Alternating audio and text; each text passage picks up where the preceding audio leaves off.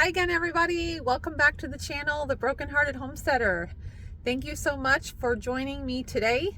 And today I wanted to share a hack that we have been using to stay warm. Keep in mind that we van life specifically in Florida. So we are not going to Canada. We're not in negative 40-degree temperatures. We are in a cold spell right now, and it's going into the low 40s maybe at night. So not crazy cold, but it's just a tip that I have been thinking about for a long time, and I think that it could be adapted to go even into colder temperatures.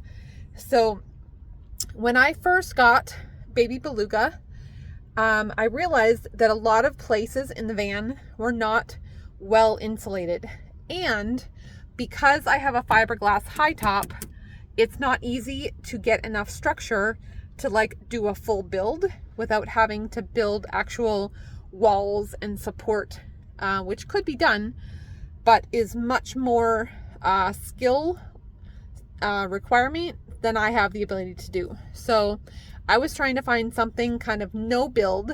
I have a no build kind of van, and I wanted something that would fit in that kind of easy to take care of the cold issues in the winter. So originally I was looking at ice fishing tents on Amazon, and the idea came to me that if I could just keep a tiny portion of the van where I'm sleeping warmer, that's really all I needed to do at night while I slept. During the day, the temperatures, the sun, we can go out in the sun, and the sun will heat up the van enough that it's doable to be inside the van and be fine. It's almost 6 o'clock at night here. I'm just in my regular clothes for the day, and the van is totally fine. I've actually had the windows open today. It's been in the 60s, low 60s maybe, but it's been fine. The window still here is still open. Anyway, so I started looking at igloo, like ice fishing huts on Amazon, thinking that I could find a way and use the frame that it's built on and just put it over the area where I sleep. And then I got thinking, well, I already have a tent, and I use my tent typically for if I go camping and it's a place where they kind of frown upon car camping, then I would use, and we call it in the van life world, we call it a decoy tent. So you put out the tent, and then like people around you might not know if you're sleeping in the tent or if you're sleeping in your vehicle. And so I have this decoy tent that I only use for that purpose, or I use it for storage when I do go camping and I want to like rearrange the van, or I want to pull everything out. I have a space that's bug free that I can put all the stuff in there, and then but I don't ever really use it for sleeping in while we go camping. So I already had that tent, and I wondered if there was a way to modify the tent enough to act like an ice fishing hut. So Kale helped me. We pulled the tent out, we measured everything, and we found out that because we've had to rearrange the van to accommodate Frank's poetry. And I've mentioned that we have 3 pretty big totes of Frank's poetry that we had to accommodate. So what we ended up doing, I'll turn you around here and you can see, we ended up just building a huge platform that will now be the bed. Before, I had just a small platform that was about half the size of it, and it only came out maybe like that far. So we still had all this room so the small bed was for my daughter Emma. But we built this big, huge platform, and underneath here are all of the totes for Frank's poetry, and then the ottomans that I had originally purchased are under here. And I'm going to do another video about that because we're going to rearrange in the near future and try to get the poetry consolidated down to 2 totes, and then I'll be able to put the ottomans all the way around the outside of the bed so that we can access all those little drawers again, because I'm missing having that storage that's accessible. So we're going to do that, and I'll show you a video the day that we do that. But for now, we're just talking about the cold. So we took the tent, we cut the floor completely out of the tent. And I'll turn you around again. So here is the idea that we came up with. So the tent now completely covers the bed. We used the poles that the tent came with, and we made an X. We can see it up here. And so the poles are inside, and then the tent has gone up over top of the poles. And so on days when it's not so hot, then we take this fly completely off. So then it's just netting. And you can see in here, it's pretty cool, right? So if we take the fly off, we just have netting. And then I open up the back doors and I can let all the fresh air come in, air out the van. And so that's on warm days, but on colder days, we put the rain fly up. And then if it's really cold, depending on how cold it is, then we might put layers of blankets over top, depending. And then we just take the door here and it comes down. And we just simply tuck it in over here. And you would be amazed at how big of a difference it feels inside the tent and then out the rest of the van.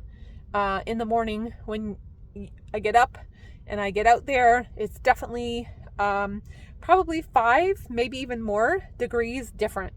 And so just being in this enclosed space and the body heat that's here gets trapped, and it maintains a pretty comfortable temperature for the night while we're sleeping.